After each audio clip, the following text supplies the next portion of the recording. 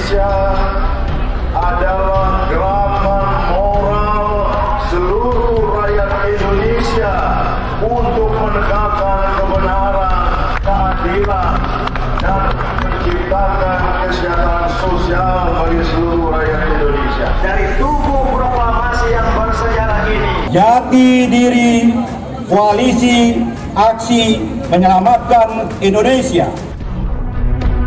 Deklarasi kami Jawa Barat.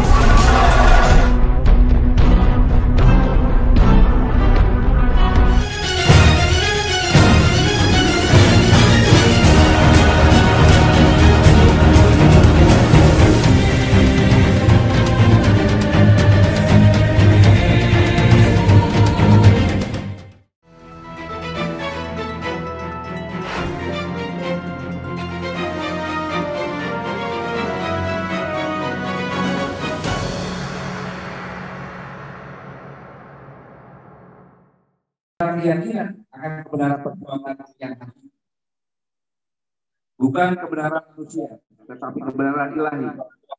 Politik langit semata-mata ukuran ridho Allah Subhanahu Wa Taala, Tuhan yang Maha Esa.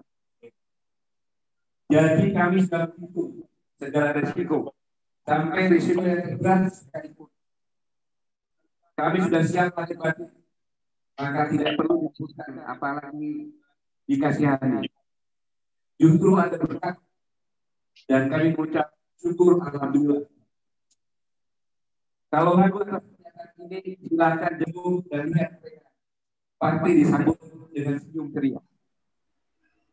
Jadi itulah kisah kami. Semakin tekan, semakin bangkit. Lanjutkan perjuangan saudaraku. Doakan saja semoga teman-teman kami makin disayang Allah. Amin ya rabbal alamin. Pesan tersebut penting karena merupakan hal yang penting bagi kami semuanya, karena bagi saudara dan kawan-kawan, perjuangan kebangsaan penuh tantangan dan risiko. Maka menjadi salah besar jika muncul anggapan bahwa semua beban risiko berat itu akan membuat padat aksi perjuangan.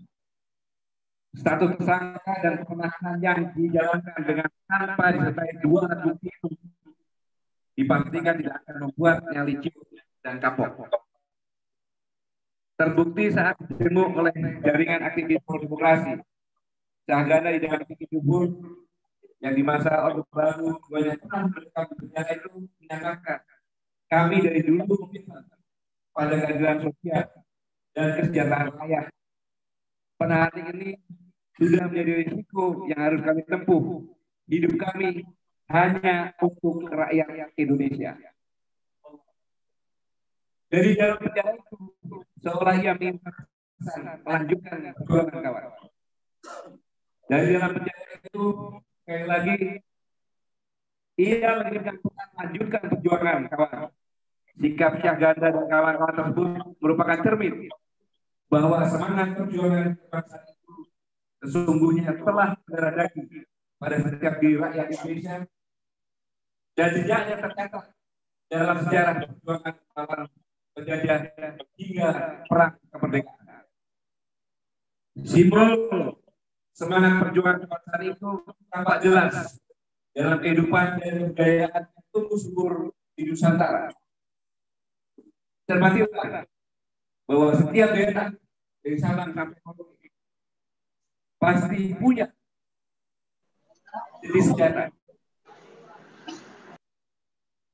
Di Aceh, rencong kecil disembunyikan, semakin ke timur, semakin besar dan diperlihatkan. Dan semua suku di Nusantara ini mempunyai tarian perang yang sangat dinamis dan penuh semangat. Karena itulah secara alamiah semangat perjuangan kebangsaan itu akan selalu tumbuh dan menyala di dada seluruh anak Indonesia, terutama bagi generasi muda Indonesia. Ia akan segera muncul saat terjadi kolonialisme dan imperialisme atau berbagai bentuk penindasan dan kesewenang-wenangan lainnya. Jadi semangat perjuangan kebangsaan Indonesia itu sampai kapanpun tidak akan pernah bisa padam dan punah. Bagi Saganda dan kawan-kawan, puluhan tahun perjalanan hidup sejak muda adalah bukti dari komitmennya itu. Dalam hal ini, saudara Saganda sejak lama tidak hanya dikenal sebagai seorang aktivis yang kritis dan demonstran yang sangat berani menyuarakan kebenaran di hadapan pemerintah. Keyakinan dan sikapnya itu juga tidak hanya dilakukan ketika di luar kekuasaan, tetapi tetap konsisten saat di dalam kekuasaan. Suatu hari ia bercerita saat duduk membantu pemerintah SBY, ia malah memberikan ongkos kepada teman-temannya untuk berdemo. Atau saat duduk sebagai komisaris, ia selalu bersuara kritis membela nasib kaum buruh dan selalu mengingatkan agar para direksi tidak pelit kepada buruh. Sisi lain yang menarik, Saganda dikenal memiliki analisa yang tajam dengan landasan teori-teori dari para pemikir dan filsuf dunia secara komprehensif. Dalam tulisan-tulisannya itu dengan sangat mudah akan ditemukan nama pemikir ternama dan butir-butir teorinya. Analisa dengan landasan teori yang sangat kuat membuat argumen dan pernyataan-pernyataannya sangat sulit dibantah dan dibantahkan. Karena itulah secara luas ia dikenal sebagai aktivis pemikir atau sebaliknya sebagai intelektual aktivis. Bunga Rampai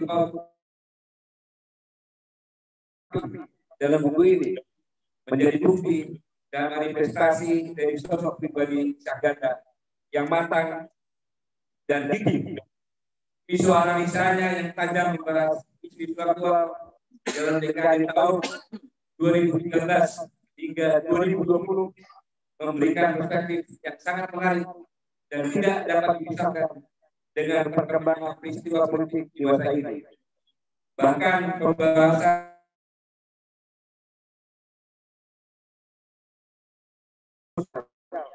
seringkali dipahami kelewat berani dan lawan arus politik. Sebab itulah tepat jika dalam buku ini disematkan gelar baru padanya sebagai pejuang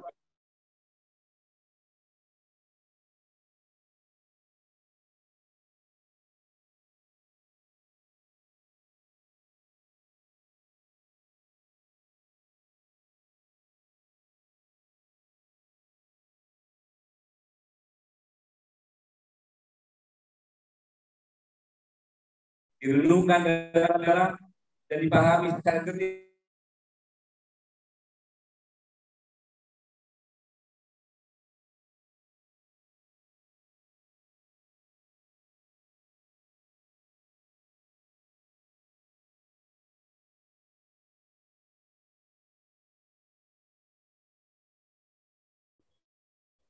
Sedangkan menyangkut analisa saudara Saganda tentang diri saya dalam beberapa tulisan buku ini cukup mengejutkan atas sebuah analisa dan penilaian yang sangat berharga.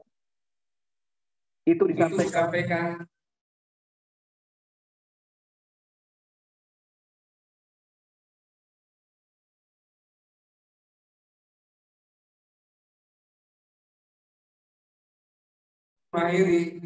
terakhir saya minta kepada pengacara untuk membuat surat penangguhan penahanan di mana saya sebagai jaminannya. Dan ini sangat mengejutkan, baik oleh saudara Suganda, saudara Jugur maupun kantor Pemara. Surat penahanan itu ditolak oleh mereka. Mereka tidak mau penangguhan penahanan karena satu hal. Karena persyaratannya ada tiga. Yang pertama adalah sanggup tidak melakukan barang bukti, kemudian tidak melarikan diri, dan yang ketiga tidak mengulangi perbuatan yang sama. Yang ketiga ini yang ditolak oleh mereka semuanya. Jadi mereka walaupun ditekan di tahanan, keluar KPJ tetap berjuang seperti ini. Luar biasa. Akhirnya saya sampaikan selamat karena terbitnya buku yang juga sebagai kado ulang tahun ini dan selamat ulang tahun ke-55. Kalau di tentara kode 55 itu iya, makanya 88 tahun. yang ke-55. Jadi kalau tentara itu 55 itu lambang kekuatan. Kekuatan Bapak 55 itu berarti masih kekuatan penuh. Semoga 55 ini melambangkan kita semuanya, kami semuanya yang berjuang di sini. Sekali lagi selamat ulang tahun ke-55. Busa Ganda ada nggak ya? Lebih bisa aja. Kalau kita ada.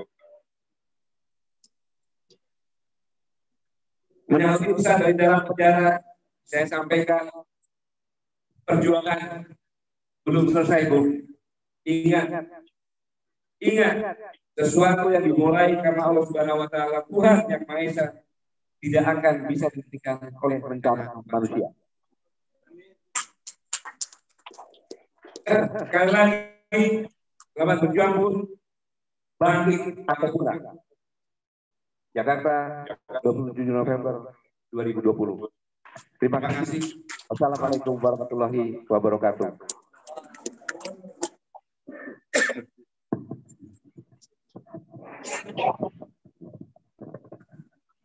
Kita akan lanjutkan.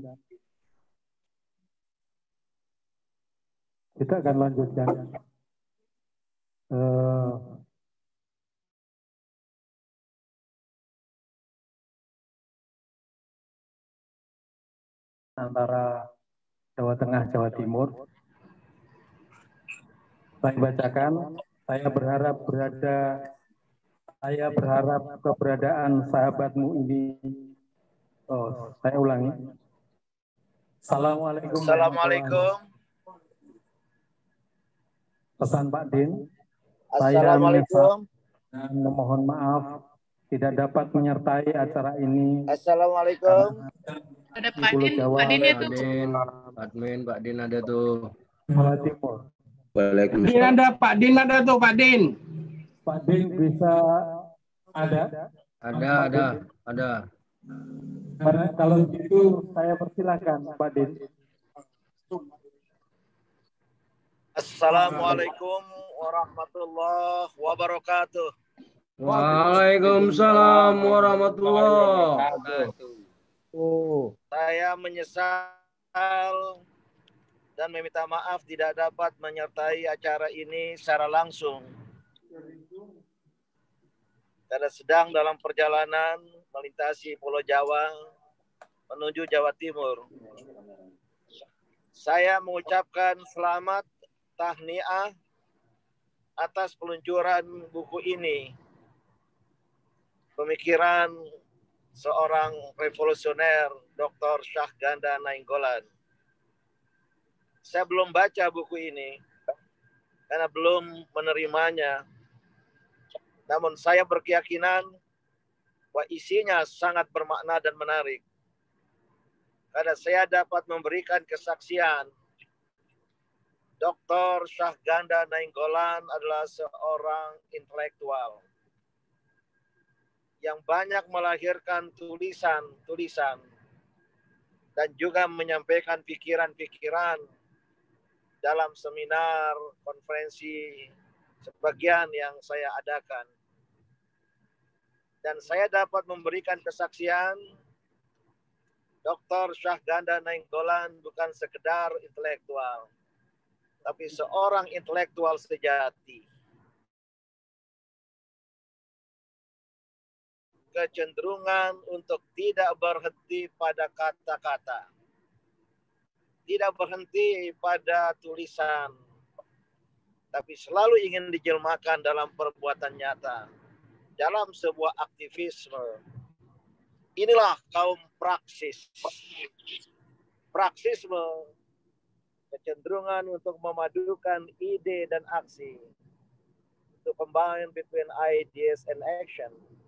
Itu terdapat dalam diri seorang Syahganda Nainggolan. Maka saya yakin keberadaannya di balik jeruji besi di baris krim Mabes Polri sana, dia akan membuatnya untuk berhenti berpikir, berhenti berefleksi, dan saya yakin banyak refleksi yang telah dilahirkannya.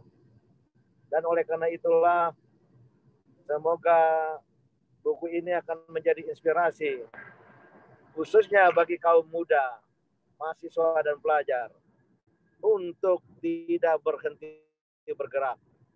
Bergerak, berjuang, melakukan perbaikan dan perubahan hingga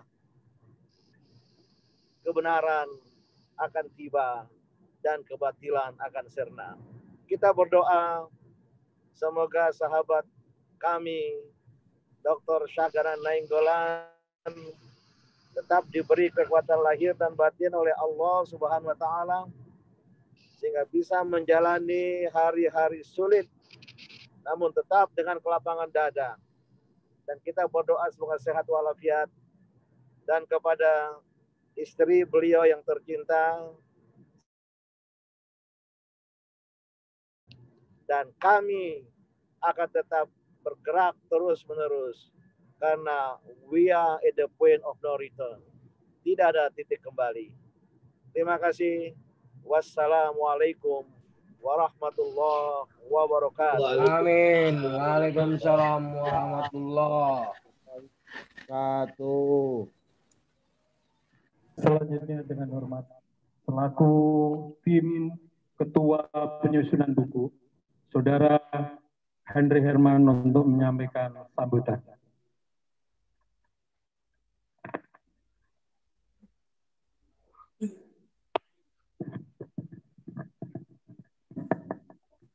Bismillahirrahmanirrahim.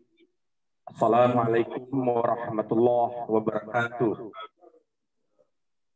Alhamdulillahirabbil alamin. Wassalatu wassalamu ala asrafil anbiya'i wal mursalin wa ala alihi wa sahbihi rasulillahi ajma'in. Amma ba'du. Yang kami hormati Presidium kami, Bapak Jenderal Gatot Nurmantio, Profesor Din Samsudin, Profesor Rahman, para senior dan penggagas kami, Bang Bakhtiar Hamzah yang kami hormati, Dr. Ahmad Yani yang ada di Zoom, Bang Said Didu, Habib Muhsin Alatas, ada Bang Hatta Taliwang, ada Pak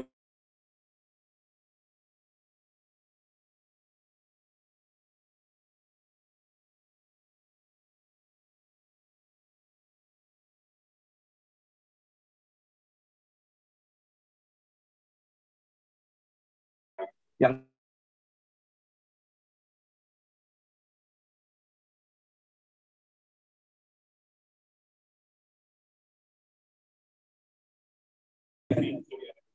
Bapak Abdurrahman Syekh Bakar, kemudian Bunda Haikal. 3 orang inilah yang bekerja keras selama 2 minggu untuk menyelesaikan edisi buku Syahganda Nainggolan ini. Kemudian yang kami hormati para pembedah buku, Bang Hariman Siregar, aktivis senior, Dr. Margarito Kamis, dan Bang Rocky Group. Selamat datang juga kami sampaikan kepada Saudara Teguh Santosa, RM Online. Kenapa kami menyebut khusus? Karena sebagian besar dari isi buku ini diambil dari tulisan-tulisan Syahganda Nainggolan sejak dari tahun 2013 sampai 2020 yang sudah dimuat di berbagai online, khususnya di RM Online. Pak Teguh Santosa, mohon berdiri. Tadi ada oleh klub ya. Kita berikan tepuk tangan. Ini kontribusi yang besar dari Bang Teguh Santosa. Kemudian yang kami hormati, mungkin bisa nanti mendengar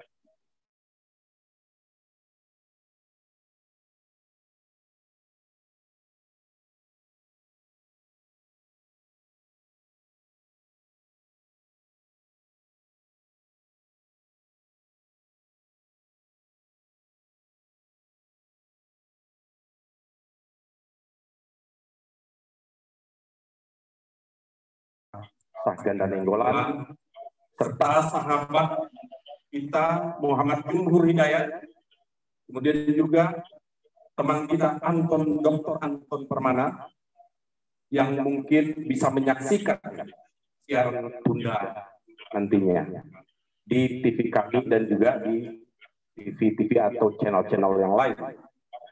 Yang kami hormati dan banggakan para hadirin yang hadir di ruangan ini, serta pecinta kebenaran dan keadilan yang hadir, termasuk juga yang hadir melalui Zoom atau melalui live TV kami.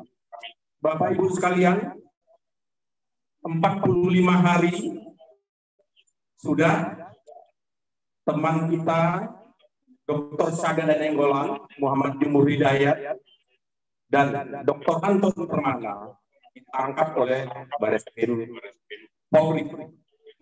Memori yang kemungkinan tidak pernah akan kita lupakan, khususnya bagi kawan-kawan sejati. Kemungkinan seumur hidup kita tidak pernah akan lupa memori penangkapan ini. Betapa ketiga tokoh kami ini yang memperjuangkan kebenaran dan keadilan, memperjuangkan demokrasi tegak di negara yang kita cinta ini, malah berakhir di penjara. Itulah ironi kehidupan. Tapi memang begitulah sering terjadi. Perjuangan menegakkan kebenaran dan keadilan sering menghadapi tantangan onak duri, menghadapi tantangan gelombang, batu cadas, batu karang, dan lain sebagainya. Sebagaimana yang juga sudah ditunjukkan oleh Allah Subhanahu wa Ta'ala melalui kitab-kitabnya, melalui perjalanan nabi-nabinya, bagaimana sulitnya para nabi menghadapi tantangan di dalam menegakkan kebenaran dan menegakkan keadilan. Bapak Ibu sekalian, mengenai ketiga tokoh ini, Dr. Anton Permana saya secara pribadi kenal sudah sejak 10 tahun yang lalu. Anak muda yang sangat kritis, yang selalu berpikir untuk bagaimana memajukan bangsa ini. Sering berbicara tentang teknologi, juga berbicara tentang bagaimana supaya aparat negara, TNI dan Polri bisa berlaku profesional, menjaga kedaulatan negara, dan memelihara keadilan untuk kesejahteraan dan keselamatan rakyatnya. Kemudian Muhammad Jumur Hidayat telah saya kenal sejak 34 tahun yang lalu saat beliau masuk di ITB. Ini juga anak muda yang sangat cerdas, yang selalu berbicara tentang keadilan, kebenaran, dan demokrasi. Kita tahu bahwa dengan Orde Baru 2 tahun dilalui oleh Muhammad Jumur Hidayat di penjara. Tapi ironi kehidupan juga, kita lihat bagaimana kemudian 7 tahun teman kita Muhammad Jumur Hidayat menjadi pejabat negara. Beliau berbakti untuk membangun bagaimana supaya tenaga kerja kita bisa maju, tenaga kerja kita bisa terlindungi. Kemudian Dr. Saganda Nainggolan, saya menyebutnya teman sahabat sepanjang masa. Saya sudah kenal selama lebih dari 36 tahun sejak bersama-sama masuk di ITB. SN sejak muda menunjukkan sifat yang sangat progresif, bahkan 1-2 sikapnya sangat revolusioner, khususnya terhadap menentang segala ketidakadilan yang ada di sekelilingnya, baik sejak dia di kampus maupun melihat kondisi masyarakat yang ada di sekelilingnya waktu itu di Bandung. Dengan sikapnya yang keras seperti itu membawa juga Dr. Saganda Nainggolan tahun 1989 ditangkap oleh polisi dan kemudian ditahan selama lebih kurang 1 tahun. Bapak Ibu sekalian, apakah kondisi membuat Dr. Saganda Nainggolan berubah? Ternyata tidak. Apa yang kita lihat dan apa yang kita ingat dari Dr. Saganda Nainggolan adalah konsistensinya memperjuangkan keadilan, konsistensinya memperjuangkan ketidakadilan yang terjadi. Bapak Ibu sekalian, SN adalah tokoh merah putih yang sangat islami. Persentuhannya dengan tokoh-tokoh nasionalis membuat SN sangat mencintai tanah airnya. Persentuhannya dengan tokoh sosialis membuat SN sangat menyayangi rakyatnya. Persentuhannya dengan tokoh-tokoh Islam membuat SN sangat mencintai sang Khalik Pencipta yang mengajarkan manusia agar bersikap adil dan menyayangi rakyat miskin atau kaum duafa. Demikianlah kira-kira gambaran dari ketiga kawan kita ini yang kadang berada di dalam penjara. Dan saya sangat yakin ketiga tokoh kita akan menjadi pemimpin masa depan Indonesia. Saganda Nainggolan khususnya, saya sangat berkeyakinan adalah orang yang tepat untuk menjadi pemimpin bangsa ke depan dengan arahan para senior-senior kita. Mari kita berikan tepuk tangan yang sangat meriah untuk Saganda Nainggolan. Terakhir Bapak Ibu sekalian, buku ini terwujud dengan kerja cepat, hanya 4 minggu dengan bantuan 3 orang editor yang sudah kami sebutkan tadi. Kemudian buku ini dicetak atas bantuan semua pihak, kawan-kawan dari Pak ITB membantu membuatkan cover, layoutnya dan lain sebagainya, dan melalui sekretariat kami, melalui Pak Sadun membantu untuk pencetakan yang biasanya dilakukan dalam waktu 10 hari hanya dalam waktu 3 hari ini bisa diwujudkan. Terima kasih kepada Pak Sadun. Kita beri tepuk tangan kepada Pak Sadun yang sudah membantu. Terakhir, sekali lagi kami terima kasih kepada Pak Gatot, terima kasih kepada LM Online, terima kasih kepada editor, tim desain, tim buku, para sponsor, teman-teman sekalian yang hadir. Tidak ada kata lain. Semoga Allah Subhanahu wa Ta'ala membalas kebaikan dari kita semua. Semoga teman kita betul-betul menjadi pemimpin bangsa. Wabillahi taufiq wal hidayah. Wassalamualaikum warahmatullahi wabarakatuh.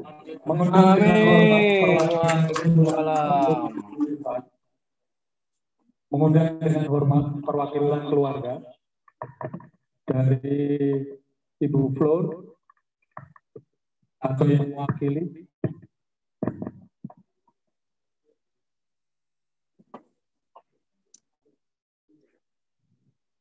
Kami persilakan pada Saudara Henry Harman untuk menyerahkan buku kepada perwakilan keluarga.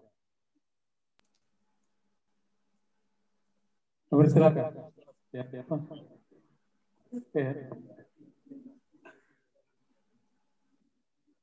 Ini adalah keponakan dari Saganda karena keluarga ada masalah sehingga diwakilkan kepada keponakan. Ibu Flor juga menyampaikan salam kepada kita semua.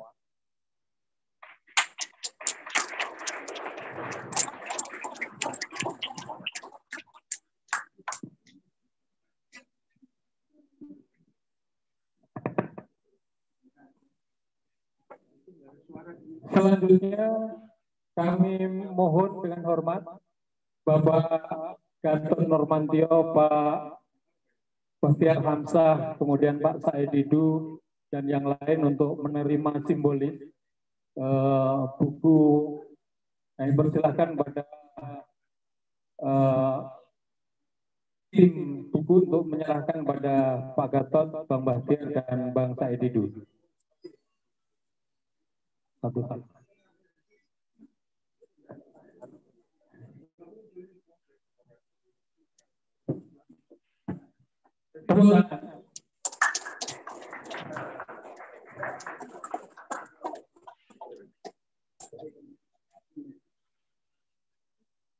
Kasih lagi.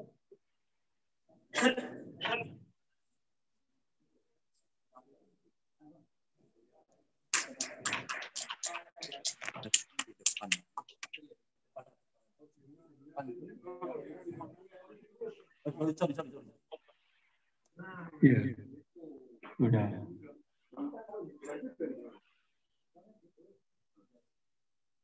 Mungkin bisa di atas, Pak. Atau di atas, Pak. Oh ya, baik. Iya, baik. Kemudian berfoto bersama mungkin fotografer mohon untuk mengabadikan. Terima kasih. Ya, mohon dengan hormat.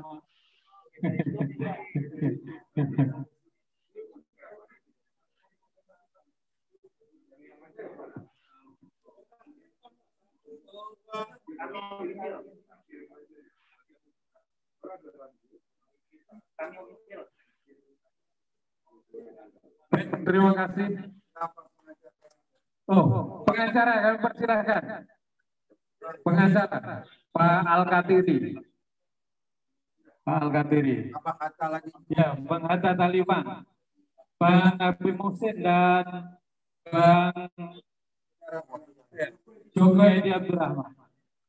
Biar kami ini sepenuhnya. Bang Dadai, silakan Pak. Bang Dadai. Bang Samsir, silakan Pak. Bang Laude, Prof. Laude. Iya. Bang Laude. Waduh, ini di belakang jadi nggak kelihatan. Wah, Laude. Dari tadi. Jadi kami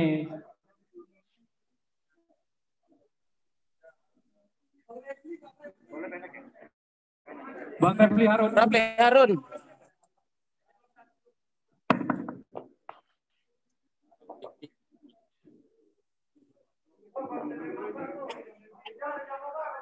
Bang Teguh Masa. Kabar. Bang Refli ternyata ada. Ya.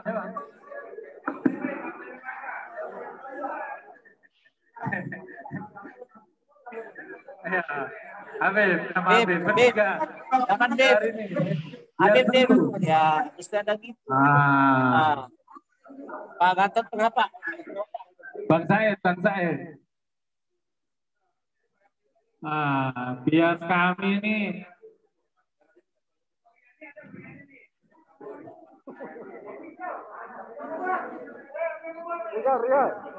Pak Gatot kenapa? Pak Gatot, Pak. Silakan, Pak.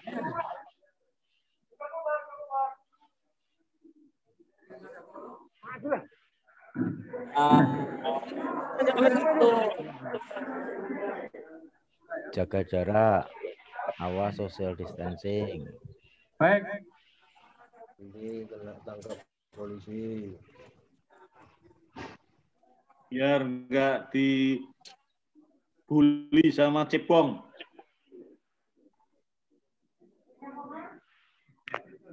Sambil menunggu posisi. Pakai maskernya, Pak. Pakai maskernya. Habib Rizik Sihab. Saya persilakan. Mari kita sebut takbir. Takbir. Takbir. Merdeka. Merdeka. Sallu ala Nabi.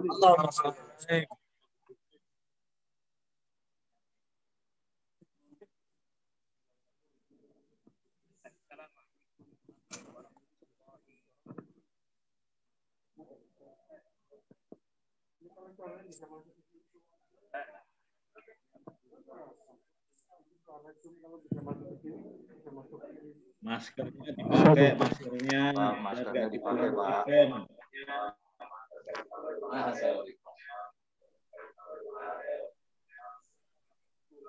Warahmatullahi wabarakatuh. Bismillah walhamdulillah. Wassalatu wassalamu ala Rasulillah wa ala alihi wa sahbihi wa mawalah. Alhamdulillah pada kesempatan hari ini Jumat 27 November 2020 saya merasa senang dan bahagia sekali di mana diberikan kesempatan untuk memberikan sambutan pada acara peluncuran dan bedah buku pemikiran sang revolusioner Dr. Sahganda Nainggolan yang dilaksanakan di Sekretariat kami Nasional, Jalan Kusuma Atmaja 76 Menteng, Jakarta Pusat.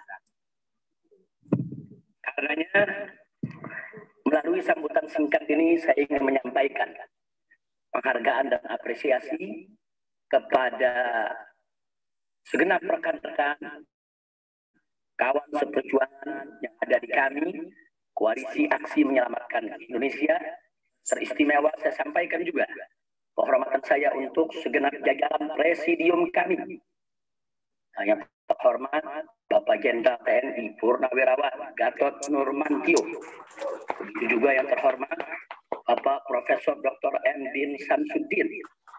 Dan tidak lupa sahabat setia saya Al-Habib Mohsen bin Ahmad Al-Abtas LC. Dan juga saya ingin menyampaikan apresiasi penghargaan kepada para pembicara. Yaitu yang pertama, Saudara Dr. Hariman Siregar. Yang kedua, Saudara Dr. Margarito Kamis. Dan yang ketiga adalah yang tidak asing lagi bagi kita semua, yaitu Bapak Profesor Rocky Gerung. Oke, sekali lagi kami sampaikan apresiasi dan terima kasih atas waktu yang diberikan untuk memberikan sambutan ini. Dan sikap istimewa tentunya saya sampaikan salam rindu, salam hormat untuk Dr. Sahganda Nainggolan yang saat ini sedang beruzlah di balik sel-sel penjara yang sesat. Tapi insya Allah dari sana suara-suara kebenaran akan terus keluar dan akan masuk ke telinga-telinga yang terbuka dimanapun di seluruh bagian daripada negara kesatuan Republik Indonesia. Baik, rekan-rekan seperjuangan yang ada di kami dan seluruh para peserta daripada acara peluncuran dan bedah buku pemikiran sang revolusioner Dr. Sahganda Nainggolan ini, singkat saja saya ingin menyampaikan pandangan saya tentang Dr. Sahganda Nainggolan. Pertama, bahwa Dr. Sahganda Nainggolan adalah seorang yang cerdas dan kritis, serta berani dan bertanggung jawab dengan pemikiran. Ini saya ketahui bukan sekedar konon dan katanya. Jadi sebelum buku ini dicetak, ada beberapa tulisan tersebut memang sudah disebarluaskan, ada yang dibahas di dalam beberapa diskusi, ada juga yang disebarluaskan lewat internet, lewat tulisan-tulisannya yang sudah sangat terkenal, dan itu sudah banyak saya baca selama saya tinggal di kota suci Makkah Al-Mukarramah. Nah, jadi sekali lagi saya ulangi, yang pertama bahwa Dr. Sahganda Nainggolan ini memang seorang yang cerdas dan kritis, serta berani bertanggung jawab dengan pemikirannya. Hanya saja menurut saya perlu lebih diracik dengan ruh ketuhanan yang Maha Esa, agar tetap terjaga dalam koridor keagamaan sebagai jati diri bangsa Indonesia. Yang kedua, bahwa Dr. Sahganda Nainggolan memiliki pemikiran sosial, ekonomi, politik yang sangat mumpuni dan komprehensif serta argumentatif. Terlepas ada beberapa ide-idenya yang sangat radikal. Dalam arti nekat mendobrak kenamaan yang tentu saja belum tentu kita setuju. Tidak bisa dikatakan bahwa ide tersebut sangat brilian dan sebenarnya dari sisi sebagai sebuah pemikiran revolusioner. Yang ketiga, bahwa Dr. Syahgan Nainggolan sudah sangat tepat menempatkan diri sebagai oposisi di era krisis kebangsaan seperti saat ini, sehingga bisa menjadi sosial kontrol dan kelompok penyeimbang bagi rezim penguasa yang memang cenderung otoriter dan diktator serta ugal-ugalan. Nah, jadi kesimpulan saya, pertama, mestinya pemerintah rezim penguasa saat ini tidak menjadikan Dr. Syahgan Nainggolan dan kawan-kawan sebagai musuh atau sebagai ancaman, sehingga dibungkam dan dikurung. Justru mestinya dijadikan sebagai sparring partner, dijadikan sebagai lawan diskusi yang berakal sehat. Nah, yang kedua, kita mesti ingat, satu lawan yang cerdas dan berakal sehat jauh lebih baik dari sejuta kawan yang bodoh dan bermental penjilat. Karena melalui lawan cerdas berakal sehat, rezim penguasa bisa mendeteksi kelemahan diri sejak dini, sehingga bisa segera memperbaiki diri dan memperkuat sisi-sisi kelemahannya tadi. Sedang melalui kawan bodoh penjilat, maka rezim penguasa tidak akan pernah tahu kelemahan diri, sehingga akan semakin terpuruk dalam kehancuran. Nah, kemudian saya ulangi sekali lagi, satu lawan yang cerdas dan berakal sehat jauh lebih baik dari sejuta kawan bodoh dan bermental penjilat. Nah, yang ketiga, saran saya kepada pemerintah agar segera bebaskan semua tahanan politik. Ajak mereka diskusi, ajak mereka debat yang sehat. Suruh mereka semua kritisi segala kebijakan pemerintah yang menurut mereka membahayakan bangsa dan negara.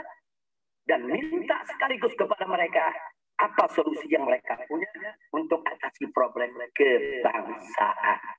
Nah, jadi jangan dijadikan musuh, tapi jadikan sebagai, saya tidak katakan sebagai mitra, tapi sebagai sparring partner. Sebagai sparring partner agar kita bisa mendeteksi sejak dini apa kelemahan kita yang harus diperbaiki. Nah, insya Allah, kalau saran ini dijalankan, maka segala kegaduhan tidak perlu terjadi di negara tercinta, negara kesatuan Republik Indonesia. Akhirnya, saya setuju bahwa Dr. Syahgan Nainggolan adalah memang sang revolusioner yang takkan padam semangat juangnya dan takkan mati pemikirannya hanya karena dinding penjara yang sesat. Akhirnya saya ajak semua para peserta untuk kita mendoakan semoga saudara Dr. Syahgan Nainggolan dan kawan-kawan, di sana ada Bapak Anton Permana dan masih banyak lagi aktivis-aktivis buruh, mahasiswa, pelajar yang kritis yang saat ini mereka mendekam dalam penjara. Kita doakan semoga pemerintah Republik Indonesia segera membebaskan mereka tanpa syarat, sehingga membangun komunikasi politik yang bagus dengan para oposan ini, dengan para oposisi dalam rangka untuk stop kegaduhan dan ayo mari, yaitu kita bangun bangsa Indonesia yang bermartabat sehingga kita semua sama-sama mendapatkan taufik dan hidayah dari Tuhan Yang Maha Esa, dari Allah Subhanahu wa Ta'ala. Sekian yang bisa saya sampaikan. Maaf kalau sambutan ini sangat singkat, tapi semoga bermanfaat. Salam saya untuk Dr. Syahgan Nainggolan. Berjuang terus, Allahu Akbar, merdeka. Assalamualaikum warahmatullahi wabarakatuh. Amin. Waalaikumsalam. Sudah cukup. Baik, terima kasih kepada seluruh senior dan para Waalaikumsalam. Koalisi Aksi Menyelamatkan Indonesia. Selanjutnya kita masuki sesi kedua untuk bedah buku. Kami undang dengan hormat Bang Har Suberno Arif. Tempat dan waktu kami persilahkan.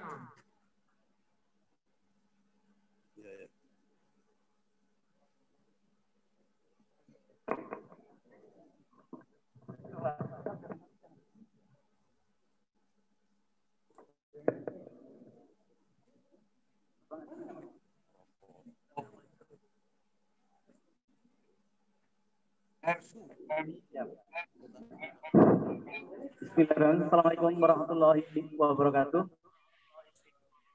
Para Waalaikumsalam sahabat wabarakatuh. saya kira kita semua di sini berkumpul untuk merayakan. Satu, pertama merayakan ulang tahun Dr. Saganda Nainggolan, dan yang kedua yang saya kira sangat penting, kita merayakan penerbitan buku pemikiran dari Dr. Saganda Nainggolan. Kalau kita pilih kata merayakan itu, saya kira ini bukan sebuah pilihan kata-kata yang bir. Walaupun kondisinya sekarang Dr. Saganda Nainggolan berada di penjara, tapi kembali menjadi seperti yang dikatakan oleh Pak Jenderal TNI Purnawirawan Gatot Nurmantio, memang ini bukan satu peristiwa yang harus disesali. Mereka ini memang kalau dalam istilah anak-anak sekarang, teman-teman sahabat seperti kita, 3 orang, Anton, mana Hidayat dan Saganda, serta beberapa teman kita kami yang ada di daerah Medan, Surabaya, dan beberapa daerah lain yang sekarang sedang berurusan dengan aparat keamanan, ini bukan aktivitas kaleng-kaleng gitu ya Pak. Mereka sudah setuju. Jadi saya kira posisi sahabat kita ini, 3 orang sahabat dan teman-teman kita di daerah itu berbeda dengan posisi seorang pejabat yang 2 hari lalu digelandang oleh aparat KPK. Ini beda sekali. Kita memang merayakan hari lahirnya Bung Saganda Nainggolan dan juga penerbitan buku ini. Ada 3 orang pembicara kali ini yang akan kita undang.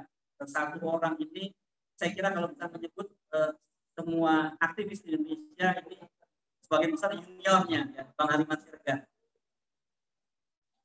Apa Bang Hariman sudah hadir? Nah, tapi tadi saya dikabari kita waktu duluan karena beliau ada kegiatan lain. Harusnya memang tidak boleh nih Rocky Gerung bicara di belum Bung Hariman, tapi karena pertimbangan itu. Bung Rocky, halo. Sudah kelihatan belum Bung Rocky? Oke, hadir.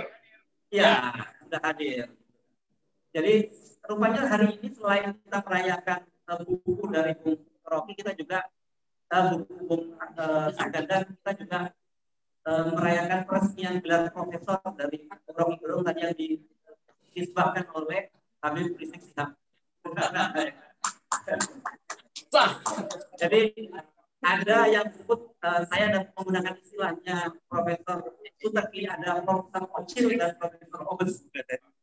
Ya, Profesor Ocil ini adalah Profesor kecil, jadi jabatan yang profesor tapi namanya kecil, tapi ada Profesor Obes, Profesor otak besar walaupun belum punya gelar segitu, tapi sebenarnya dia kapasitas otaknya lebih besar dari Profesor. Silakan Bung Romi. Oke, terima kasih teman-teman. Cukup suara saya? Yang lain suaranya kurang, ya, dia makin zoom. Bagus. Bagus ya. Ya, sih. Oke, terima kasih. Saya dengan uraian yang ringkas tetapi mendasar dari Habib Rizik tadi, sehingga saya percaya bahwa ada poros baru dalam politik Jakarta, yaitu poros Menteng Petamburan. Ada kami di Menteng, ada Habib Rizik di Petamburan. Dan poros ini adalah poros pikiran, poros moral, poros akhlak. Jadi bagaimana mungkin menurunkan poros pikiran, poros moral, poros akhlak? Siapa yang mau memanjat pikiran? Siapa yang mau memanjat akhlak? Siapa yang mau memanjat moral? Itu pasti jatuh tuh. Jadi nggak mungkin baliho pikiran, baliho moral, baliho akhlak itu diturunkan, nggak bisa itu. Itu akan tergelincir mereka yang berupaya untuk menurunkan baliho moral, akhlak, dan pikiran. Nah, soal Saganda ini teman saya yang udah berabad-abad mendebat, mendiskusi, dan teman berkelakuan buruk sebetulnya. Karena selain urusan baik, Saganda juga bagian dari sejarah gerakan mahasiswa yang berupaya terus untuk bertahan dan tidak bisa didamaikan oleh kekuasaan. Satu waktu di sekitar tahun 90 itu ITB digoyang oleh oleh demo besar menolak kehadiran wakil pemerintah waktu itu Rudini. Dan Syahganda ditangkap di situ lalu masuk penjara bersama-sama temannya yang sekarang ada di kekuasaan, Fajrul Rahman. Di situ ada Denci, kita panggil Denci Jumhur Hidayat. Lalu timbullah semacam keputusan bahwa apa yang pernah diselenggarakan di Bandung itu tidak bisa dihindari untuk berulang di dalam jiwa saudara Syahganda itu. Dan aktivis Jakarta selalu cari cara supaya bisa terhubung dengan mereka yang ada di Bandung. Saudara Hariman Siregar adalah orang yang selalu ingin menghubungkan seluruh pusat aktivis politik mahasiswa, karena kita ambil semacam risiko untuk berhadapan dengan kekuasaan. Nah, hari ini buku itu diterbitkan dan kita bisa bayangkan apa isi buku itu, yaitu pikiran. Nah, sekarang kalau pikiran itu diucapkan melalui buku, maka tidak ada orang yang bisa menghalangi pikiran itu beredar. Syahganda ada di dalam penjara, saya masih curi-curi webinar, video call dengan dia. Kemarin saya masih ngomong dengan Syahganda, saya ada di Medan. Medan itu hari ini jadi pusat perpolitikan Indonesia, karena setiap hari ada menteri yang datang ke Medan hanya untuk membackup calon dari Presiden Jokowi di situ. Setiap hari itu, bagaimana mungkin kabinet itu mondar-mandir ke Medan hanya untuk ngurus seseorang yang di calon wali kota di situ, yang kebetulan di backup oleh kekuasaan. Padahal kita tahu orang Medan itu punya hak politik otentik untuk memutuskan siapa yang akan memimpin Medan. Sekarang ada oligarki masuk sampai akar oligarki itu dari istana merambat sampai ke Medan itu. Kita tahu bahwa Medan memerlukan ketua, bukan mertua. Jadi soal-soal semacam ini yang mesti kita berantas, yaitu bahwa pikiran itu harus dibebaskan dari intervensi politik. Dan bukunya Syahganda itu memang dimaksudkan untuk mengingatkan bahwa Indonesia pernah diterbitkan oleh pikiran bagus. Seluruh pemimpin republik di awal itu orang yang doyan berdebat. Jadi kalau tadi Habib Rizik mengatakan bebaskan para tahanan politik dan ajak mereka berdebat. Bebaskan mungkin bisa. Tapi ajak berdebat itu udah pasti KO itu istana tuh. Karena istana nggak ada orang yang mampu berdebat. Bisanya adalah membicarakan orang. Jadi kita lihat kontras politik kita hari ini. Syahganda, Jumhur Hidayat, Anton Permana diborgol karena benar, bukan karena benur. Ada yang diborgol karena benur. Dan pada kontras itu orang lihat mana sebetulnya politik akal sehat, mana politik akal bulus. Jadi dari awal kita tahu bahwa politik itu adalah upaya untuk meloloskan keadilan tiba di tempat yang dibutuhkan oleh rakyat. Itu yang terhalang oleh arogansi kekuasaan. Dan bukunya Syahganda berupaya untuk mengingatkan lagi bahwa republik ini didirikan untuk dalil keadilan. Nah, kehidupan kita hari ini dibikin bodoh, dibikin dungu karena arogansi kekuasaan yang anti pikiran. Ini rejim yang betul anti pikiran. Kalau orang nggak anti pikiran, ngapain ada undang-undang ITE itu? Jadi rejim yang anti pikiran selalu ingin mengendalikan perubahan yang sebetulnya bisa diawasi dengan perdebatan tadi. Tapi justru karena menghindari perdebatan, maka kalimat dihadapi dengan borgol. WA saudara Jumhur dihadapi dengan pidana, kan ngaco tuh. Jadi sekali lagi saya kira kita ada di dalam keadaan sekarang, tapi saya percaya bahwa apa yang sedang dilakukan oleh saudara Jumhur, saudara Syahganda dan Anton Permana tidak mungkin lagi dihalangi oleh kekuasaan yang sedang retak itu. Kita mengamati dari hari ke hari, isi kekuasaan itu adalah saling amputasi itu. Menteri yang satu bersiap-siap untuk masuk dalam politik 2024, karena itu mulai berupaya untuk mengumpulkan relawan, mengumpulkan upeti, mengumpulkan dana macam-macam untuk persiapan itu. Jadi sekali lagi saya ingin mengingatkan satu quote dari Albert Camus, filsuf politik Prancis yang berasal dari Aljazair. Dia bilang begini, Freedom is not a gift from a state or a leader, but the possession to be won every day by the effort of each and the union of all. Kira-kira terjemahan bahasa Bataknya bunyinya begini. Kebebasan itu, kemerdekaan itu bukan hadiah dari negara atau dari pemimpin, tetapi hak yang harus diperjuangkan setiap hari oleh setiap orang dan dengan persatuan kita semua. Jadi semangat itu yang terbaca di dalam buku Pemikiran Sang Revolusioner, yaitu keinginan untuk terus-menerus bertarung dalam pikiran.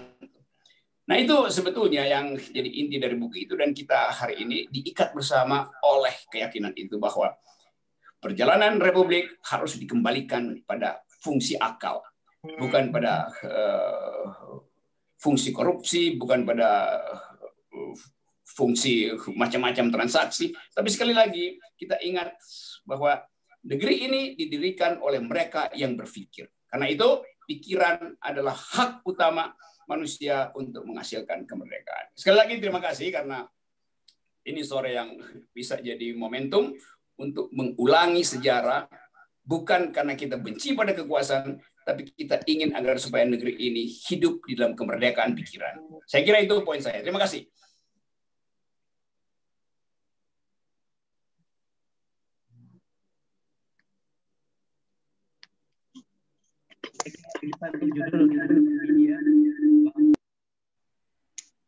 Di Borgol karena benar, bukan karena benur. Ini luar biasa ini ya. Sekarang kita ke Bang Hariman Sirga. Bang Hariman silakan Pak. Ya. Selamat sore semua yang hadir. Assalamualaikum warahmatullahi wabarakatuh. Sebelum saya masuk ke inti acara, perkenankan saya menyapa dulu beberapa kenalan saudara lah yang ada di sana yang katanya presidium kami, yaitu Pak Gatot, ini saya kenal sebagai Panglima TNI yang luar biasa lah.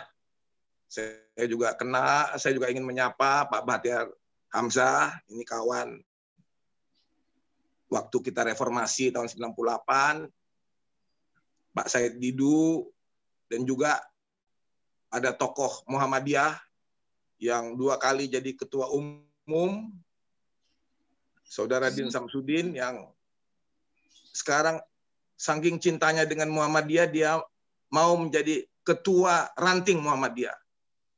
Semoga dia masih mengikuti melalui WA ini. Dan tentunya juga kepada Saudara Rocky Gerung, Saudara Margarito, yang saya kenal dua-duanya dokter yang luar biasa. Kalau saya ini bukan dokter, tapi dokter aja. Dokter aja. Nah, kalau masuk ke diskusi kita mengenai bukunya Sahganda ini, saya sudah menulis di buku itu, sebenarnya ada sambutan saya mengenai buku ini. Jadi saya tidak akan mengulang itu, tapi saya mau katakan bahwa menekankan, menggarisbawahi Saudara Rocky Gerung tadi, sambutan Pak Gatot tadi, sambutan Habib Rizik, yang mengatakan sebenarnya aktivis itu, Saudara Jumhur, Saudara Saganda, Saudara Anton Permana sebagai aktivis itu memang untuk membicarakan, mengkritisi politik ataupun kebijakan pemerintah itu hari-hari. Jadi tidak usah mereka masuk kami, tidak usah mereka masuk kepartean juga, pasti mereka itu kalau ketemu saya membicarakan bagaimana mengkritisi politik dan rencana pemerintah, karena seluruhnya aktivis itu menganggap bahwa kami itu ingin segera melihat pemerintah itu yang didirikan tahun 1945 itu melindungi rakyatnya, mengangkat derajat rakyatnya, memakmurkan rakyatnya. Dan untuk itu memang hanya pemuda lah yang mempunyai keberanian dan kemauan untuk berkorban. Karena dalam politik Indonesia itu aneh. begini anehnya. Barang siapa yang sudah duduk dalam pemerintahan selalu menganggap bahwa perjuangan itu selesai. Kalau ada apa-apa, mari kita rundingkanlah. Jangan protes, jangan demo gitu loh. Dan itu berulang-ulang. Jadi setiap orang yang duduk di pemerintahan jarang yang menganjurkan supaya silakan kalian demo saya terus. Supaya saya tadi seperti Saudara Rocky Gerung katakan ada dialog, nggak bakalan. Mereka bilang, mari kita bicara apa yang kalian mau saya tampung. Selalu begitu. Nah, karena itu saya juga kaget sekali saudara Saganda yang hampir saya kira sekali sebulan masih ketemu saya, dan saya kira tiap hari bicaranya itu juga, yaitu mengenai pandemi kita ini, SARS-CoV-2 ini yang memang sangat luar biasa. Kedua, tentang kehidupan demokrasi yang mereka anggap kok jadi di mana di situ kok rule of law sebagai salah satu prasyarat kehidupan demokrasi itu harus ada. Kepatuhan pada hukum yang dibuat oleh proses demokrasi itu, yang mesti dihormati oleh semua pihak itu, kok sering dilanggar. Yang kita sebut sekarang itu sebagai kompetitif authoritarian. Jadi itu pembicaraan hari-hari. Jadi waktu dia ditangkap karena katanya IT atau saudara Jumhur kena WA, bagi saya juga itu buat apa itu? Dan saya selalu mengatakan kepada orang-orang yang ketemu saya, kalau saya buat itu sia-sia. Jadi nggak ada gunanya dalam keadaan kita susah begini, dalam keadaan apa yang kita bicarakan sehari-hari mengenai selalu orang ketemu itu, bagaimana sih ekonomi kita ke depan, bagaimana sih nasib kita ke depan, bagaimana new normal itu, kok kita malah cari musuh, cari perkara. Kenapa kita nggak, ya bukan duduk bersama ya saling toleran. Jadi apa ya? Karena kan pemerintah yang sekarang ini kan pemerintah biar bagaimana, pemerintah yang secara demokratis terpilih melalui pemilihan umum yang diakui oleh kita semua lah, walaupun banyak protes ya, seperti kita lihat di Amerika pun hari-hari ini Presiden Trump masih aja mengatakan bahwa pemilu itu curang. Dia menganggap bahwa lawannya itu curang dan sampai sekarang dia belum mau ngaku bahwa dia kalah. Tapi kan tidak sampai menangkap orang, tidak sampai apa ya. Jadi semua menunggu putusan pengadilan. Jadi ada rule of law dan tidak ada yang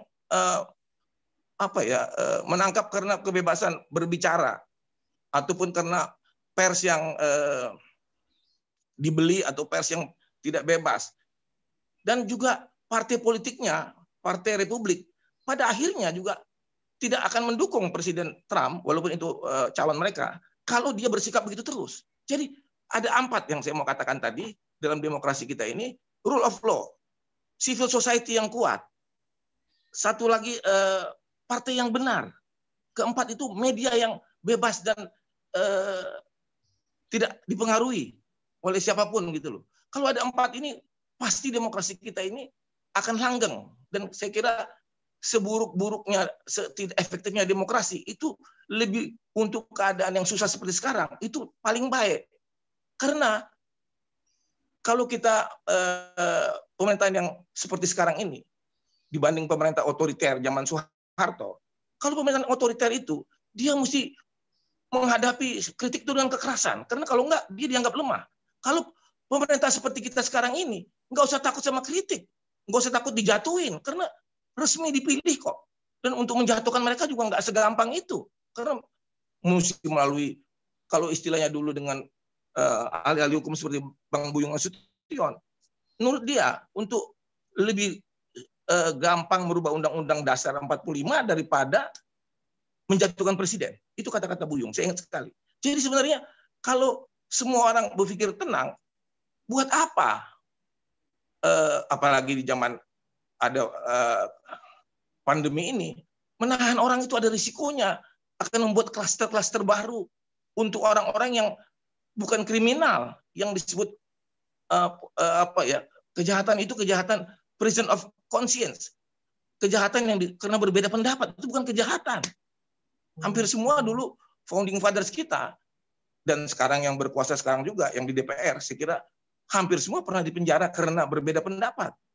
bukan tadi istilahnya Saudara Rocky Gerung, bukan karena soal benur ataupun yang lainnya ya. Tapi memang ditahan karena kebenaran tuh nggak ada masalah. Jadi saya nggak mau berpanjang-panjang mengenai bukunya Syahganda ini, karena saya kenal Syahganda itu sebagai aktivis. Ya 30 tahun lalu saya udah kenal dia. Dia masih umur 24. Jadi dengan segala penderitaannya, mereka ditangkap, Jumhur juga begitu. Kalau Saudara Anton Purnamana ini, saya kira terlalu muda, jadi saya nggak pernah ada interaksi sama dia. Tapi kalau Saudara Syahganda, Saudara Jumhur, itu pasti kalau ketemu nggak ada pembicaraan lain selain mengkritik kondisi pemerintah, walaupun Jumhur pejabat pemerintah di zaman pemerintahan SBY, tapi ketemu juga dia tetap mengkritik gitu loh. Itu adalah habit apa ya, kultur budaya kita si aktivis-aktivis ini. Kita nggak pernah berhenti ngomongin keadaan dan nggak pernah berhenti mengkritisi keadaan, nggak pernah berhenti, karena itu bukan apa ya, itu jiwa kita gitu loh.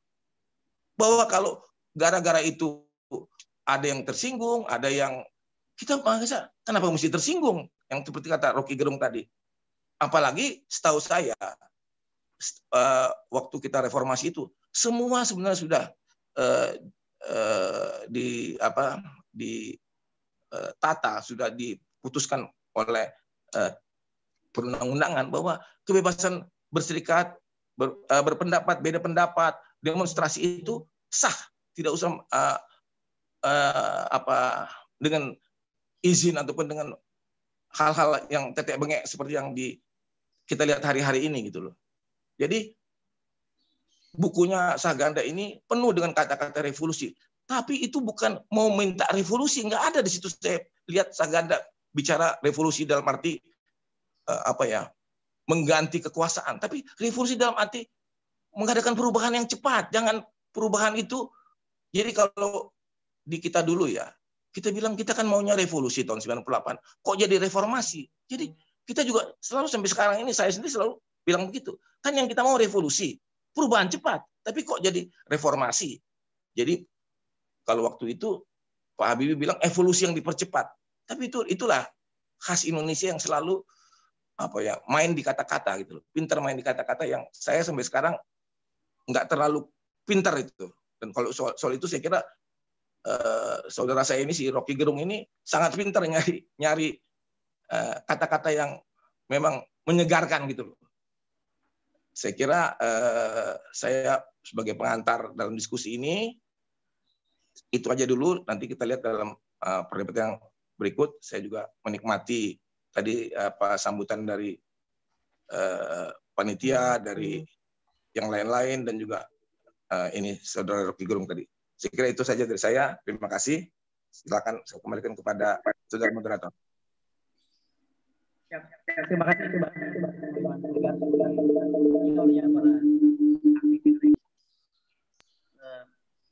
Mengaku itu. Dan sekarang kita ke Dr. Margarito Kamis.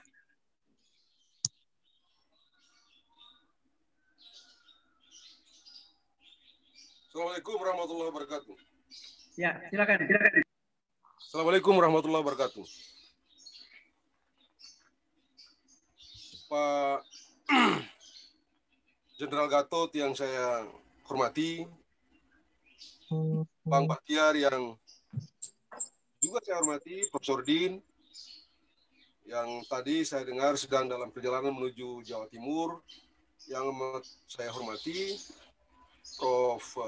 Rahmat juga yang saya hormati, teman-teman yang mempersiapkan acara yang hebat ini, saya hormati dan saya cintai, saya banggakan, terutama teman-teman yang buku kawan Rocky yang hari ini kita sematkan dia sebagai seorang pemikir revolusioner. Terus terang saya merasa hampir tidak ada yang perlu dibicarakan, oleh karena dua orang hebat dalam pembahasan ini sudah mendahului, baik itu Profesor Rocky maupun Dr. Bang Hariman. Jadi sebenarnya saya pikir tidak ada lagi yang dapat saya sampaikan lebih dari kedua orang hebat ini. Cuman ya Bang, minta maaf, ini karena sudah dikasih kesempatan mesti bicara. Jadi silakan. Begini,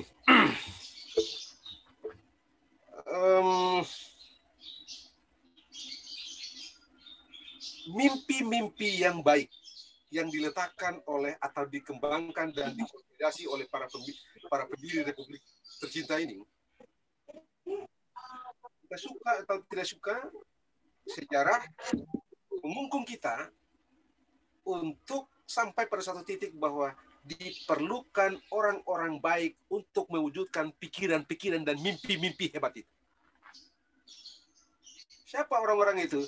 Ya orang-orang yang tadi Rocky bilang, Bang Hariman bilang, kemudian tadi Pak Jenderal bilang, orang-orang yang mau mendengar, telinga yang dibikin ini dipakai untuk mendengar, hati yang ada itu dipakai untuk menakar, dan otak dipakai untuk mencerna. Hanya dengan itu, kita akan menemukan cara sampai pada titik impian yang hebat oleh para pendiri negara ini untuk kita wujudkan. Tanpa itu, ya begini jadi. Teman-teman semuanya,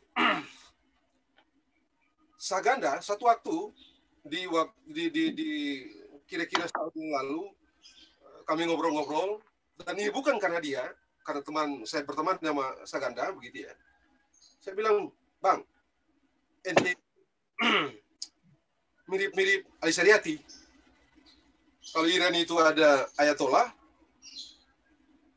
di Indonesia saya tidak tahu siapa ayatollahnya, tapi kalau andai ada ayatollah di Indonesia ini, ente lah Ali Saryatinya. Ente lah menyiapkan track, ente lah yang menyiapkan kisi-kisi, ente lah yang menyiapkan segala macam untuk terus-menerus ada gelora yang memelihara mimpi-mimpi orang tentang keadilan itu terus bergerak. Itu kira-kira satu tahun yang lalu. Di suatu tempat kami ngobrol, saya, Bang Ganda, Ustadz Ahmad Yani, ada Profesor Joket tadi. Dan saya bilang sama beliau, ente lebih tepat disebut dengan Ali Saryatinya Indonesia. Dan dia ketawa-ketawa saja.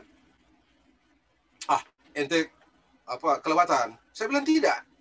Dari seluruh cara berpikir ente, dari seluruh cara ente, pikiran-pikiran ente yang ente tuangkan, yang Anda tuangkan di dalam berbagai macam tulisan tersebar di berbagai online yang saya baca, terlihat betul Anda menguasai betul teori-teori sosial politik, terutama teori-teori sosial pergerakan. Dan saya bilang sama dia, tidak banyak orang ilmuwan sosial Indonesia yang berada di track seperti ini. Anda satu-satunya. Dan itu sebabnya saya berani bilang sama dia, Anda lebih tepat disebut dengan Ali Saryatinya Indonesia. Sebagai dia tidak mengiyakan, tapi ya karena kita bercanda begitu ya di musim pemilu itu dia ketawa-ketawa. Para peserta webinar, para pendiri kami yang sangat saya hormati. Tadi Bang Hariman, ini orang yang setelah saya ketemu langsung lihat orang, ini orang ternyata kecil saya tapi kok berani sekali. Karena dulu di kampung itu kita dengar nama Bang Hariman itu kayak, ini orang kayak apa ya? Ketika saya masih di kampung gitu ya, dengar nama Hariman Siregar itu, ini manusia kayak apa? Kok berani kayak begini? Dokter pula bukan politisi tapi kok kayak apa? Setelah ketemu dia, loh ternyata orangnya cuma begini doang. Kecil, bicara, ya karena dia bukan orang Jawa, dia orang Batak gitu kan. Jadi suaranya meledak-ledak, gede begitu. Tapi sebenarnya biasa saja.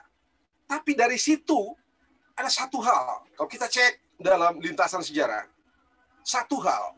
Penguasa itu di mana saja takut pada orang, takut pada kata-kata, takut pada pikiran-pikiran kritis, takut pada pikiran-pikiran alternatif, dimanapun itu. Tidak di rejim demokratik, tidak di rejim otoriter. Selalu begitu. Selalu begitu di sepanjang masa. Orang-orang yang bersuara berbeda, orang-orang yang punya mimpi berbeda, selalu sedikit jumlahnya. Dan ini selalu memusingkan. orang-orang selalu memusingkan pemerintah dimanapun itu, termasuk mereka yang berkuasa. Karena itu di banyak tempat, di banyak rejim, orang-orang yang mengambil jalan, mengambil trek seperti pernah diambil oleh Bang Hariman dan sekarang terus masih dititi oleh kawan saya ini, Dr. Saganda ini, orangnya selalu sedikit. Selalu sedikit. Tidak banyak orang seperti ini. Dan orang yang sedikit ini di banyak rejim, hanya ada dua cara menaklukkannya. Bawa dia ke dalam kekuasaan, atau kalau tidak langsung bawa dia ke dalam kekuasaan, kasih dia pekerjaan di korporasi yang besar. Itulah yang dilakukan oleh Amerika. Kalau kita bergerak keluar sedikit, kita cek sejarah, bagaimana orang-orang Wall Street itu mengengkangi para profesor dari Harvard, dari macam-macam yang hebat-hebat itu, masuk ke dalam tim mereka untuk menggolkan Fed, Federal Reserve Act. Jadi, jangan cerita bilang di rejim otoriter saja, para ilmuwan tentu saja yang tidak punya integritas, atau entah apa pertimbangan mereka, tidak bisa dikadalin. Di rejim demokratis pun rejim itu dengan cara tertentu mengkadalin banyak ilmuwan. Jangan salah, di rejim demokrasi pun rejim demokrasi itu menggunakan para ilmuwan yang tentu saja bisa diakali untuk memastikan kelangsungan rejim itu. Sampai pada batas tertentu mereka bekerja di luar agenda-agenda yang terlihat sebagai agenda-agenda Republik. Tetapi dengan orang-orang itu, agenda-agenda yang tadinya terlihat bukan sebagai agenda Republik, itu menjadi agenda Republik dan itu menjadi legitim. Itu sebabnya kita mesti pintar. Kalau kita tidak pintar, minta maaf,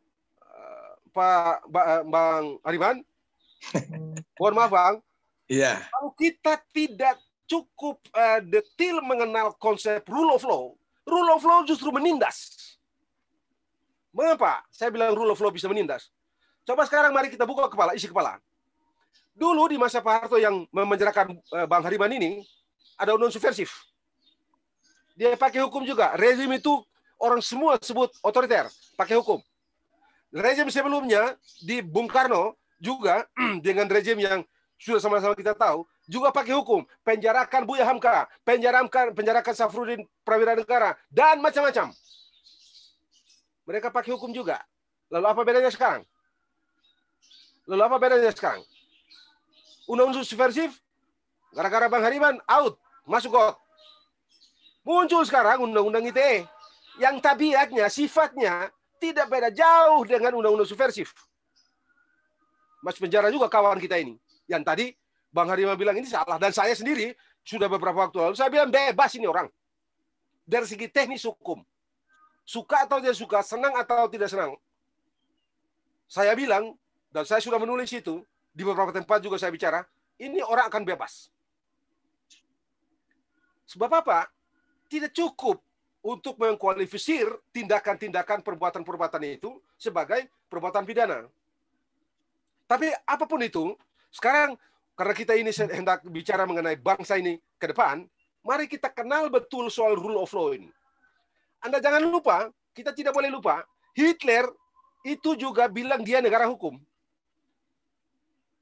Tidak, makanya saya sering menyederhanakan menjadi begini, tidak ada rejim yang tidak memiliki dua senjata. Apa senjata itu? Satu, guns, dan satu, law. Dia pakai hukum, dan dia juga pakai senjata. Nah, karena itu, maka, dan kita sudah mengambil jalan itu, sayangnya, dalam praktek ini tidak bekerja dengan cukup baik. Mengapa? Dan ini saya setuju dengan Bang Hariman, partai-partai kita, sampai pada batas tertentu, tidak berfungsi sebagaimana baiknya. Kita sudah batasi kekuasaan absolutnya presiden di masa lalu. Kita batasi dia. Kalau angkat panglima, Anda mesti mendapatkan persetujuan atau pertimbangan dari DPR. Anda mengangkat polisi, kepala polisi, Anda mesti mendapat persetujuan dari DPR. Anda mengangkat dua pejabat itu, harus mendapatkan persetujuan dari rakyat. Mengapa? Karena dua orang ini adalah dua orang yang memegang kunci hukum, dan satu menggunakan kunci hukum, memegang kunci hukum, dan satu memegang kunci senjata. Oleh karena itu pengangkatan orang-orang yang akan menggunakan hukum dan menggunakan senjata ini mesti ditanyakan kepada rakyat. Itu hakikat kenapa pengangkatan Panglima dan Kapolri itu mesti ada persetujuan dan atau pertimbangan dari DPR. Dengan begitu maka DPR bisa mengevaluasi, mengenali, mengecek bagaimana detail penggunaan kekuasaan dalam dua hal ini. Sayangnya ya tadi seperti Pak Bang Hariman bilang, partai kita tidak berfungsi dengan baik. Akhirnya kita jadi begini. Nah, Bapak-bapak dan teman-teman semuanya yang saya hormati, sekali lagi saya bilang tadi di awal, karena sudah banyak yang bicara, saya tidak akan banyak bicara. Saya hanya akan menambahkan sedikit lagi untuk menyatakan bahwa sebagai orang yang belajar hukum, kebiasaan yang baik memerlukan hukum yang baik. Hukum yang baik memerlukan orang yang beres. Orang yang beres adalah orang yang otaknya beres dan orang yang hatinya beres. Ini saya ingin katakan di sini, di Inggris itu diatur dalam makna carta 1215. Indonesia wallahu alam masih ada atau belum? Sudah ada atau belum pada waktu itu?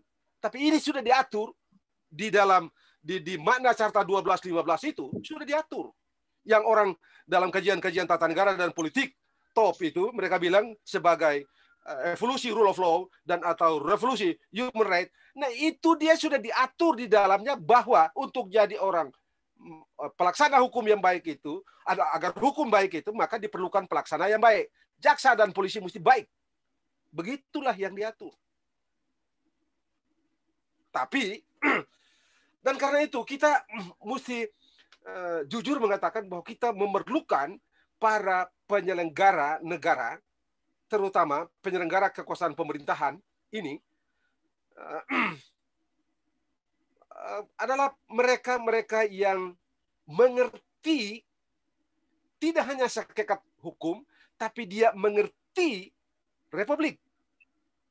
Dia mengerti hakikat dari republik. Sebab kalau tidak mengerti hakikat republik, itu akan sangat berbahaya sekali. Demokrasi kita semua sudah pilih.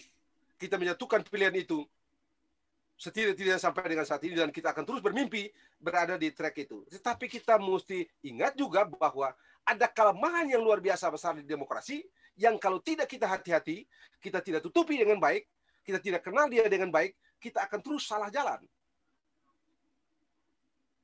Coba kita lihat sekarang saja kenyataan kita hari ini. Dan itulah pula yang saya tahu bangsa ganda itu betul-betul kritis, dan kritis itu dia tuangkan betul dalam berbagai macam tulisan yang saya yakin betul diintegrasikan dalam buku itu. Apa? Ini soal humanity. Ini soal kemanusiaan. Hanya orang yang mengenal kemanusiaan utuh itulah dia bisa bicara mengenai keadilan, dia bisa bicara mengenai perdamaian, dia bisa bicara mengenai toleransi dan macam-macam. Kalau orang tidak mengenal itu, hancur. Anda ingat, 1694 Inggris itu pernah bikin undang-undang tentang toleransi, yang dalam konteks kita hari ini sebenarnya toleransi beragama. Tapi 1752 mereka mesti tata ulang karena ada kekeliruan dalam pelaksanaannya. Bapak-bapak dan teman-teman semua yang saya hormati, tidak mudah menjadi orang seperti Saganda. Terus berada dalam keyakinan yang begitu kokoh tentang keadilan. Terus berada di dalam keyakinan yang begitu tak tergoyahkan untuk terus melihat kesejahteraan, kehidupan yang baik dari rakyat, dari saudara-saudara, siapapun dia, itu tidak mudah. Dan karena itu, dan disitulah menurut saya, kredit terbesar dari bangsa ganda, sahabat ini. Dan karena itu menurut saya tepat kita menyematkan dia sebagai seorang revolusioner setidak-tidaknya dalam pemikiran. Moderator, Bapak-bapak semuanya yang saya hormati, saya kira itu yang dapat saya sampaikan pada kesempatan ini. Pasti ada yang kurang, dan yang kurang itu saya mohon dimaafkan. Kalau ada yang di antara bapak-bapak, Bang Riman dan lain-lain yang tersinggung dengan kata-kata saya atau kalimat-kalimat saya sebagai junior, saya mohon dimaafkan. Bahaya kalau dimaafkan oleh udah betul itu. Itu disebut kompetitif authoritarian yang kamu bilang itu. Nah, kalau tidak dimaafkan oleh Bang Hariman, kita bahaya. Aku bilang kalau ada yang salah kata-kata saya ini, ada beberapa hal tadi saya mohon maaf, tapi sejujurnya saya kira kita berada dalam track yang sama. Kita diikat oleh sebuah mimpi menjadikan bangsa ini baik. Tidak ada kebahagiaan yang utuh kalau kita sendiri senang dan orang lain terkapar terus-menerus berada di pinggir-pinggir jalan. Bagi saya itu tidak bisa. Dan Bang, saya juga dititipi pesan jelas oleh Bang Buyung untuk terus berada di track setidak-tidaknya dalam pemikiran. Betul. Saya kira itu yang dapat saya sampaikan pada kesempatan yang hebat ini. Terima kasih banyak. Assalamualaikum warahmatullahi wabarakatuh. Waalaikumsalam warahmatullahi wabarakatuh. Ini sifatnya saya menjadi konsultasi sudah tidak ada diskusi karena waktunya juga sudah sore. Kita ucapkan terima kasih kepada tiga orang bicara, Bang Iko, Bang Hariman Siregar, dan juga Bung dari kami. Saya kembalikan forum ini ke Mas Dana. Hadirin sekalian yang terhormat, para partisipan di seluruh Indonesia yang tergabung di studio ini, kami sampaikan terima kasih telah bergabung bersama kami dalam acara peluncuran dan bedah buku pemikiran sang revolusioner Saganda Nainggolan. Kita masuk di sesi terakhir, yaitu pemotongan tumpeng. Dengan hormat pada Bapak Hamzah untuk potong tumpeng. Kemudian diserahkan kepada Pak Normantil. Saya persilakan. Kita akan makan bersama setelah ini. Setelah pergantian karena ruangan ada di tempat yang sudah kita siapkan. Sukses ya Bang Yudi.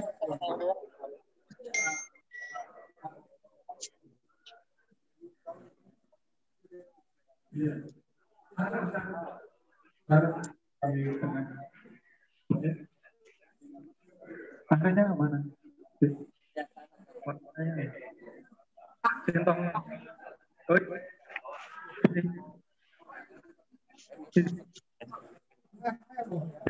Sekalian terima kasih kita sudah potong yang terhormat pada Bapak Bagian Hamzah sudah ada di tempat, kemudian Pak Gatot Normantil kami persilakan. Lagi ngobrol.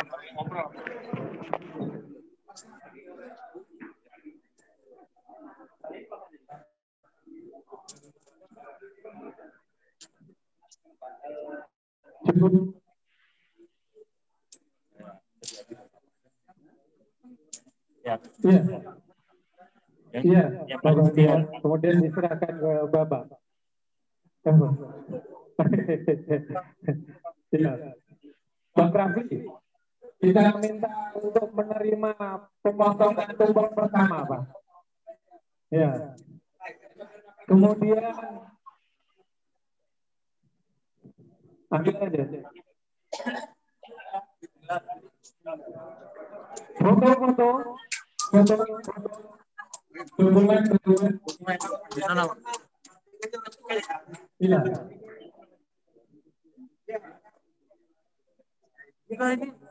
Kemudian kita ucapkan selamat ulang tahun kepada teman pejuang kita Dr. Saganda Nainggolan. Panjang umur umurnya panjang umurnya panjang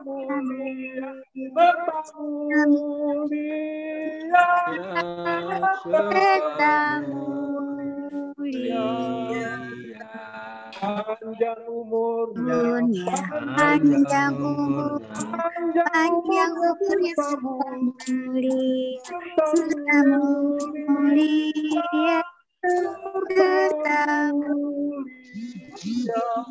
Selamat ulang tahun Dr. Sahganda Nainggolan.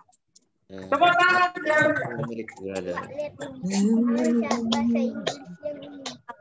Bahasa Inggris ya? Iya, gitu lah. Happy birthday to you. Happy birthday to you. Happy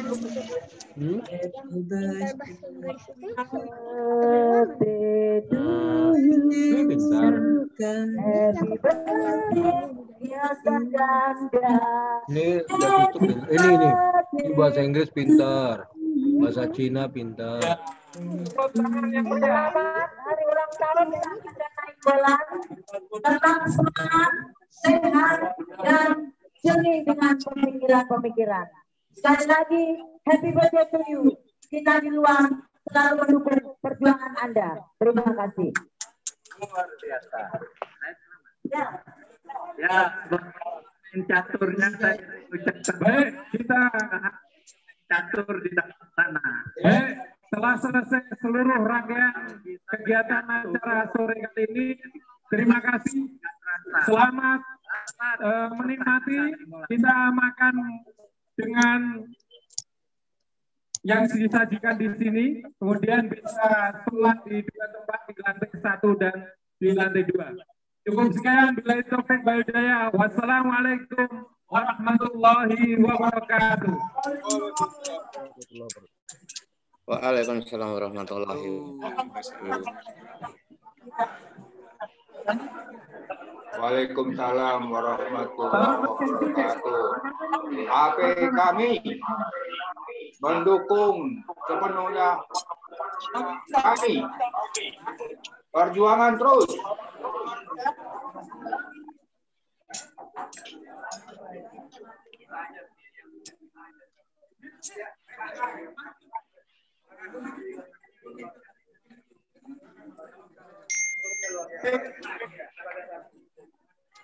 Itu berkerumun itu nanti kena COVID lagi. Ayo jaga jarak. Nggak pakai masker.